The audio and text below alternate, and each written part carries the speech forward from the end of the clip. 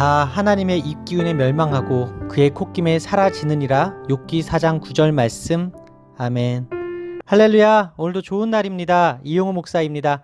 오늘의 원포인트 묵상 본문은 욥기 4장 9절 말씀입니다. 하나님이 세상을 다스리는 일반 원칙은 심은 대로 거둔다는 것입니다. 악과 독을 심은 자는 그것을 그대로 수확하게 될 것입니다. 악에 대한 하나님의 심판을 누구도 피할 수 없습니다. 하나님은 세상을 도덕적으로 만드셔서 사람의 행위대로 심판하십니다. 엘리바스는 고난이 악에 대한 하나님의 보응이라고 말합니다. 엘리바스의 이론적 근거는 그가 자신의 생애에서 목격한 것에 근거합니다. 여기에 엘리바스는 악인을 사나운 사자에 비유하면서 하나님의 입기운이 죄를 범한 그들을 끝장내실 것이라고 말합니다. 이 비유는 때가 되면 하나님의 맹렬한 심판을 받아 힘을 잃고서 망할 것이라는 의미를 담고 있습니다. 그러나 엘리바스의 이러한 표현은 욥처럼 의로운 자가 당하는 고통의 문제에 대해 아무런 해답을 주지 못합니다. 욥이라는 의인이 구체적 상황과 관련해서는 정답이 될 수 없는 것입니다.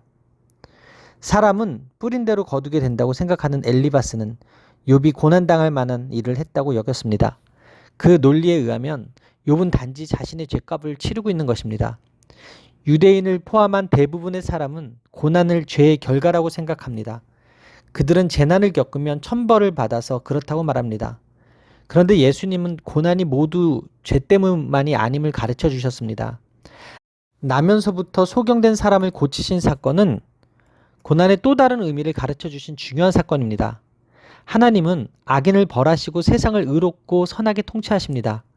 아무리 동물의 제왕 사자와 같이 강하고 힘 있는 사람도 하나님의 입김과 콧김에 사라지고 멸망할 뿐입니다. 엘리바스의 잘못은 이 원칙을 그대로 적용한 것입니다. 모든 고난이 죄의 결과는 아닙니다. 의인 욥의 고난은 하나님이 허용하신 것입니다. 뿐만 아니라 모든 부귀도 선의 결과는 아닙니다. 우리는 인과 법칙을 넘어 하나님의 주권적 통치를 믿어야 합니다. 우리는 혹시 은혜라는 미명 아래 노력과 열심을 간과하고 요행을 바라고 있지는 않습니까? 행한 만큼 결과를 주시는 것이 하나님의 공평입니다. 악에는 반드시 심판이 있고 선에는 반드시 보상이 있습니다. 그렇다고 모든 고난이 죄 때문만이 아니고 모든 부가 하나님이 주신 복은 아닙니다. 오늘날 잘못된 교회 내의 번영운동은 가난이 죄이며 모든 부가 하나님이 주신 복이라고 말합니다. 이것은 엘리바스의 치명적인 오류입니다. 하나님은 인과법칙에 매이지 않으시고 스스로의 목적에 따라 역사하십니다. 우리는 모든 상황에서 하나님의 주권적이고 선하신 역사를 믿어야 합니다. 따라서 오늘의 원포인트 메시지는 이해할 수 없을 때라도입니다. 오늘의 삶의 적용 포인트는 이해하지 못할 때라도 하나님의 주권적 통치를 신뢰하겠습니다입니다. 신앙인은 요행을 바라지 않습니다. 하나님은 심은 대로 거두게 하십니다. 자기 일에 최선을 다하고 수고한 자에게 합당한 열매를 거두게 하십니다.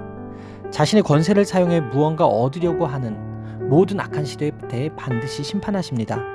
그러나 모든 고난과 어려움이 대한 하나님의 심판이 아닙니다.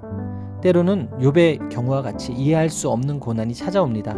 가난과 질병과 같은 고난이 찾아올 때 자신을 살펴보고 하나님의 선하신 섭리를 믿어야 합니다.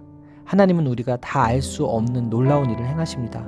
비록 고난이 와도 하나님의 선하신 역사를 찬양하며 기뻐하게 될 것입니다. 기도하시겠습니다.